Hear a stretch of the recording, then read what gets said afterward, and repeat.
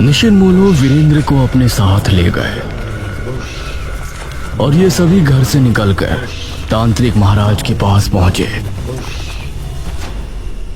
तांत्रिक महाराज, आप ठीक हैं? हम तो ठीक हैं, लेकिन जो अभी हुआ आप सभी ने देखा। निशिरमोलो उस आदमी को ले गए, लेकिन वो वापस कैसे आ सकते हैं? वो तो चले गए थे ना। हे भगवान, एक तरफ उस संक्रमण का डर जो पूरे देश को अपनी चपेट में ले रहा है, दूसरी तरफ दमयंती और तीसरे ये निशिरमोलो। ऐसा लग रहा है कि खतरा हर तरफ से हमारी तरफ ही बढ़ रहा है। जब तक हमें निशिरमोलो के वापस आने का रीजन पता नहीं चल जाता, तब तक हमें उनसे उसी तरह खुद को बचाना पड़ेगा जैसे पहले बचाया करते थे। दमयंती की अगली चाल क्या होगी, हमें उसके लिए भी तैयार रहना होगा। फिलहाल हमें अपना पूरा ध्यान इस संक्रमण को रोकने में लगाना है। इस तरफ दमयंती अपनी गुफा में बैठी एकदम जली कटी जा रही थी। उसने सामने रखा हुआ अग्निकुंड भी लात मारकर गिरा दिया। मेरा वीरेंद्र कहाँ है? कौन थे वो 4 नकाबपोश जो उसे ले गए? दमयंती, ये तुम क्या कर रही हो? तुमने क्रिया में इस्तेमाल होने वाले अग्निकुंड में लात क्यों मारी? ये काली विद्या का अपमान है। हे काली दुनिया की देवी, क्षमा करें। आप ही बताइए, वो 4 आदमी कौन थे? पहले तो वो मुझे सिर्फ सपने में दिखा करते थे, अब वो असल में कैसे आ गए? और वो वीरेंद्र को कहाँ ले गए? वो निशिरमोलो है दमयंती।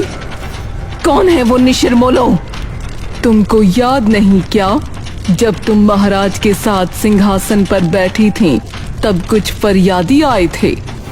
हाँ, वो ये पूछ रहे थे कि महाराज उन लाशों का क्या करते थे, और फिर मैंने उनको खत्म कर दिया था। हाँ, असल में जो आखिरी मुर्दा तुम्हारे पास आया था, उस मुर्दे को ले जाने वाले 4 नकाबपोश आदमियों को महाराज के सिपाहियों ने मार दिया था। उन्हीं की आत्मा मरने के बाद निशिरमोलो बनी और तब से ही ये बेरमपुर में भटकते थे। मेघना ने इनको महाराज की लाश देकर वापस भेज दिया था, लेकिन अब ये वापस कैसे आ गए इसका ज्ञान मेरे पास भी नहीं है। ये मुझे मेरे सपनों में क्यों नजर आते थे? क्या इसके बारे में भी तुमको कुछ नहीं पता? जिस तरह भगवान अपने भक्त को पहले ही चुन लेता है, उसी तरह शैतान ने भी तुमको पहले ही चुन लिया था, और शैतान जिसको चुन लेता है वो उसके भविष्य काल की कुछ तस्वीरें उसको पहले ही दिखाना शुरू करता है। इस पर दमयंती ने अपने सपने को फिर से याद किया। आधी रात का पहर था, चारों तरफ घना जंगल। दमयंती डरी सहमी सी अंधेरे के बीच खड़ी थी। ये मैं कहाँ आ गई? क्या मैं सही जगह हूँ? वो इधर उधर देख रही थी, लेकिन घने जंगल के अलावा कुछ भी नजर नहीं आ रहा था। तभी उसे एक आवाज सुनाई दी। यह आवाज सुनकर वो अचानक से डर गई और झाड़ियों के बीच जा छिपी। उसने देखा कि 4 आदमी कंधे पर एक ताबूत उठाए आगे बढ़ रहे हैं, और उन्हें पहचानते ही वो बेहद डर गई। हे काली दुनिया की देवी, मुझे बचा लीजिए। तो क्या मैं उनसे बचने के लिए ऐसे भी भटकती फिरूंगी? वो मेरा भविष्य है। भविष्य कभी भी बदल सकता है दमयंती। उन्होंने बस तुमको आगाह किया है कि वैसा हो सकता है। नहीं, ऐसा कभी नहीं होगा। मेरी शक्तियों के आगे दुनिया की कोई शक्ति बड़ी नहीं है। मैं कभी किसी से नहीं डरने वाली। इस तरफ पूरे भारत में महामारी फैल रही थी। सभी लोग अपनी अपनी दुकान, ऑफिस और कार्यस्थलों को बंद करके घर में बैठे थे। हर मोड़ पर, हर चौराहे पर, हर गली के नुक्कड़ पर पुलिस बल तैनात था। उस समय सिर्फ राशन लेने वाले लोगों को ही बाहर निकलने की इजाजत थी, और चेहरे से मास्क होना अनिवार्य था। मास्क का चेहरे पर ना होना एक बहुत ही गंभीर अपराध जैसा बन गया था। उस संक्रमण के चलते लोगों की मौतें भी अब बढ़ती जा रही थी। मुझे छोड़कर क्यों चले गए जी? मुझे भी अपने साथ ले जाते। मैं इतनी बड़ी जिंदगी कैसे गुजारूंगी। तभी वहां पर उस मृत आदमी का बेटा आया। राजू, तू अकेला कैसे आया है? मोहल्ले वालों को बुला कर ला, अर्थी उठने का समय हो गया है। माँ, कोई भी पड़ोसी साथ आने को तैयार नहीं। कह रहे हैं कि तेरा बाप कोरोना वायरस की वजह से मरा है। अगर हम उसकी लाश के करीब जाएंगे तो हमें भी वो वायरस लग जाएगा।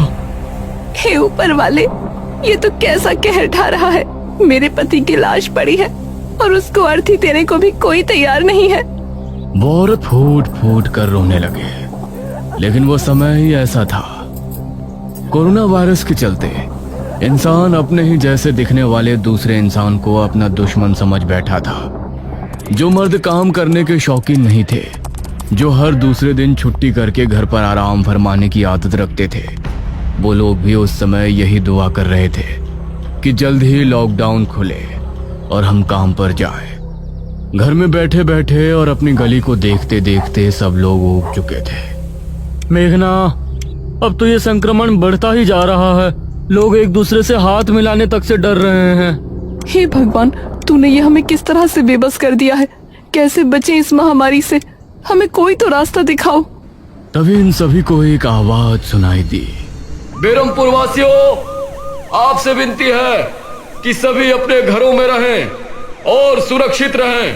कोई भी बेवजह बाहर ना निकले और जब भी बाहर निकले मास्क जरूर लगा कर रखें। सोशल डिस्टेंसिंग का पालन जरूर करें, वरना अगर हमने आप में से किसी को बिना मास्क के बेवजह घूमते देख लिया तो आपकी खराब हालत के जिम्मेदार आप खुद होंगे। ये क्या है कि पुलिस होकर ऐसी धमकी कैसे दे सकते हैं? इस समय सही गलत कोई नहीं देखने वाला इशिता। हमें पुलिस की बात माननी ही पड़ेगी। लेकिन ये सोच सोच कर मेरा सर फटा जा रहा है कि हम इस वायरस को खत्म कैसे करेंगे।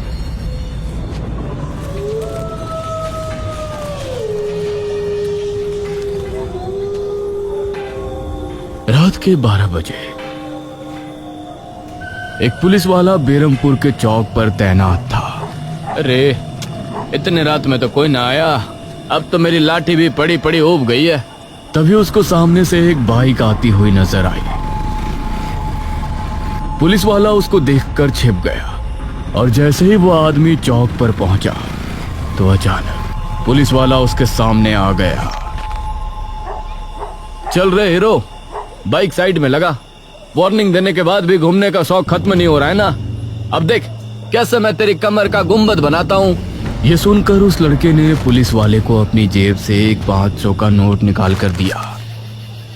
जाने दो ना साहब, आते समय भी एक और नोट दूंगा। ये सुनकर पुलिस वाला मुस्कुराया। ठीक है, लेकिन 1 घंटे के अंदर वापस आ जाइयो। बड़े साहब आ गए तो मैं भी कुछ ना कर पाऊंगा। जी जरूर। ये कहकर लड़का वहां से चला गया।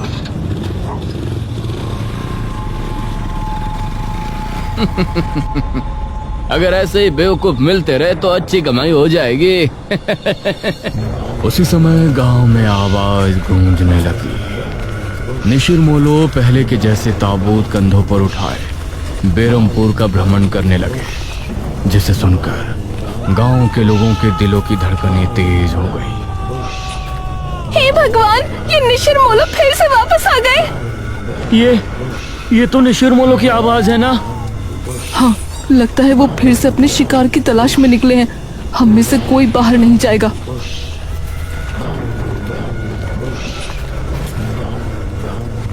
अरे, ये कौन है भाई? इतना शोर कर रहे हैं। उसने देखा तो सामने से निशिर मोलो आ रहे थे। अरे, ये कौन है? ओहो, पुलिस के डर से रात में अर्थी लेकर जा रहे हैं। कोई बात नहीं, आने दो। इनसे तो सीधे 10,000 लूंगा। वो करीब आए तो उसने देखा कि उनके चेहरे पूरी तरह से ढके हैं। उसने अपनी लाठी उठाई और खुद ही उनके सामने आ गया। अरे, ओ रुक जाओ। ऐसे पूरे मुंह को ढकने से तुम बच नहीं पाओगे। ये कपड़ा नहीं, चेहरे पर मास्क होना जरूरी है। जल्दी से अपने अपने चेहरे दिखाओ। मास्क लगाया या नहीं? ये सुनते ही निशिर मोलो की आंखें लाल लाल चमक उठी, जिसे देखकर पुलिस वाले की सिट्टी पिट्टी गुम हो गई। तभी ताबूत खुल गया और उससे सुनहरी रोशनी निकलकर पुलिस वाले को ताबूत में खींच कर ले गए। सभी गांव के लोगों को पुलिस वाले की चीख सुनाई दी और फिर वो भयानक आवाजें दूर जाते जाते खत्म हो गई। तांत्रिक महाराज, आप कुछ तो सोचिए, कुछ तो हल निकालिए इस महामारी का। मृत्युंजय अमृत को हम पूरे इंडिया में तो नहीं भेज सकते, ऐसे में कोई तो रास्ता होगा ना। बेटी, तुम्ही ने पिछले जन्म में अपने राज्य को महामारी से बचाया था। मुझे लगता है कि इस महामारी से बचने का उपाय भी हमें तुम्हारे पिछले जन्म, तुम्हारे अतीत से ही मिलेगा। यह सुनते हुए मेघना तांत्रिक महाराज को बड़े गौर से देख रही थी। शायद ही उसे उनकी बातें समझ आ गई थी।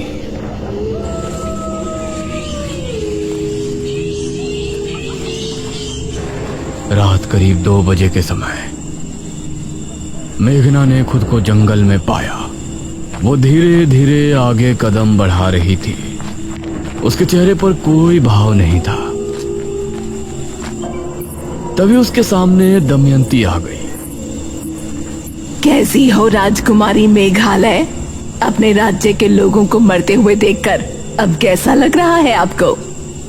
तुम्हारी लड़ाई मुझसे थी तो हमारे राज्य या हमारे देश के लोगों को शिकार बनाने से तुमको क्या मिलेगा? सुकून।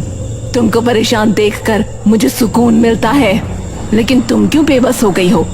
अब तो तुम भी नई हो, जमाना भी नया है। बचाओ अपने इस राज्य को, अपने देश को। क्या अब कोई सिद्धि नहीं बची जो तुम इससे सबको बचा सको? यह सुनकर मेघना ने अपनी नजरें झुका ली और दमयंती गायब हो गई। हे ऊपर वाले, मुझे कोई तो रास्ता दिखाओ। मैं इस तरह से लोगों को मरते और उनके बीच एक दूसरे के लिए नफरत भरते हुए नहीं देख सकती। तभी उसको सामने से एक तेज रोशनी फैलती नजर आई। मेघना ने अपनी आंखों पर हाथ रख लिया और उसे देखने की कोशिश की। उसने पाया कि सामने मृत्युंजय अमृत का पेड़ है और उसके पास ही निशिर मोलो भी उसकी तरफ आ रहे हैं। नहीं! अगले ही पल मेघना ने खुद को राजमहल में खड़ा पाया, लेकिन इस समय वो राजकुमारी मेघालय के रूप में थी। वो अपने कक्ष में थी और उसके हाथ में एक किताब थी। इस किताब में हमने राजमहल से आश्रम जाने और वहाँ पर हमारी सिद्धि को प्राप्त करने तक की सारी गाथा लिखी है। वो पल हमें हमेशा याद रहेंगे। उसने उस किताब को अपने पलंग के बराबर में लगी शाही अलमारी के अंदर रख दिया और फिर वो अपने बिस्तर पर जाकर लेट गई। मेघना उठ ना यार, अब क्या हुआ तुझे? मेघना को इशिता ने नींद से जगाया। वो पूरी तरह पसीने से भीगी थी। Are you okay? हाँ, मैं ठीक हूँ। सपने में दमयंती आई थी। मेघना, खुद को संभाल ना यार। तू पिछले जन्म में राजकुमारी थी, इस जन्म में तू इतनी टेंशन क्यों ले रही है? इस महामारी से निपटने की जिम्मेदारी गवर्नमेंट और हेल्थ ऑर्गेनाइजेशन की है, तेरी नहीं। अरे यार, मुझे बहुत ही जरूरी बात पता चली है। तू चल अभी। इस टाइम कहाँ जा रही है तू? मेघना इशिता को लेकर अनुज के कमरे में पहुंची।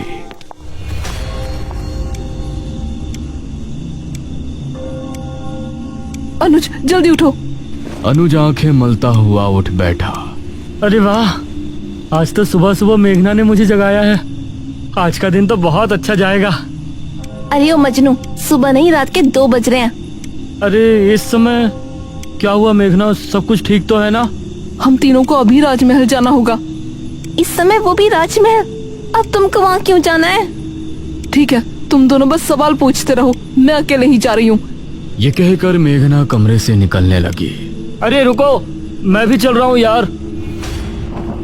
इशिता और अनुज भी उसके पीछे हवेली से निकले और ये अब तीनों राजमहल की तरफ रवाना हो गए। मेघना बहुत तेज तेज कदम बढ़ा रही थी और 20 मिनट चलने के बाद राजमहल इनके ठीक सामने था।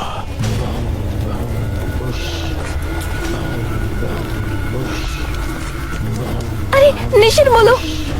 इनकी आवाज सुनकर ये तीनों जल्दी से राजमहल के अंदर घुस गए।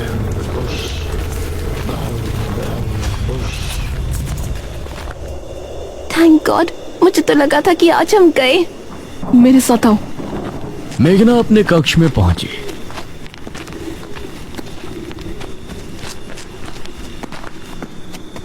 और उस अलमारी की तरफ बढ़ी। उसने अलमारी खोलकर उसके अंदर देखा तो वो किताब अभी भी वहीं रखी थी। थैंक गॉड, ये किताब अभी यही है। क्या है इस किताब में? पिछले जन्म में जब मैं राजकुमारी मेघालय मृत्युंजय अमृत के पेड़ को उगाने वाले बीज की सिद्धि हासिल करने गई थी, तो उन्होंने वहां जाने से लेकर वापस आने तक की सारी दास्तान इसमें लिखी थी। मुझे लगता है इसके जरिए हमें ये पता लग सकता है कि इस महामारी जिसे लोग कोरोना वायरस कह रहे हैं, उससे कैसे बचा जा सकता है। हे भगवान, अब एक और किताब। चलो अब घर वापस चलते हैं, ठीक है?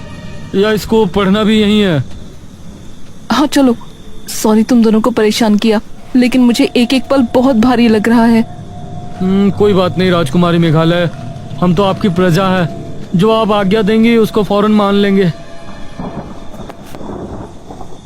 ये तीनों अब वापस घर के लिए निकल गए, लेकिन अभी भी इनको दूर से निशिर मोलो की आवाजें सुनाई दे रही थी। इस तरफ दमयंती गुफा से निकली। बहुत गुस्सा आ रहा है। आज तो मन कर रहा है इकट्ठा कई लोगों का खून पी लूं। एक चौराहे पर दो पुलिस वाले बैठे थे। अरे ओ तल पड़े, जरा एक चाय तो लेकर आना। सर, आपने मास्क क्यों निकाल दिया? अरे तू मुझे ज्ञान दे रहा है? दरोगा हूँ मैं, दरोगा। तभी इन दोनों को सामने से एक पायल की छन छन सुनाई दी। अरे ये कौन मंजुलिका निकल आई लॉकडाउन में घर से बाहर? इन दोनों ने गौर से उसे देखा तो पाया वो लड़की दमयंती ही थी। उसकी खूबसूरती देखकर इंस्पेक्टर की आंखों में अजीब सा नशा उतर आया। ए कहाँ जा रही हो मैडम? पहली बार मेरा खुद अरेस्ट होने का मन हो रहा है। क्या भला की खूबसूरत हो तुम। अगर तुम लोगों को अपनी आज की रात यादगार बनानी है तो मेरे पीछे आओ। ये कहकर दमयंती मुस्कुराई और फिर झाड़ियों के पीछे चली गई। अरे वाह, मुझे तो आज की रात सारी जिंदगी याद रहेगी। इंस्पेक्टर भी झाड़ी के पीछे चला गया और अगले ही पल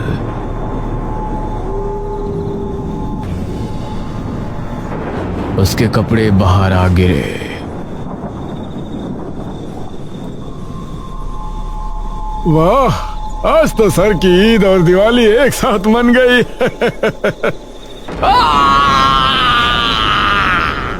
इंस्पेक्टर की चीख सुनकर कांस्टेबल हैरान रह गया। क्या हुआ सर? तभी दमयंती उसके सामने आ गई। उसके दांत बहुत भयानक हो गए थे, आंखें भी लाल सुर्ख होकर चमक रही थी। आ जाओ मेरी जान, तुमको अपनी रात खूबसूरत नहीं बनानी क्या? ये कहते हुए दमयंती ने कांस्टेबल को कसकर गले लगा लिया और उसकी चीख फिजा में गूंज गई।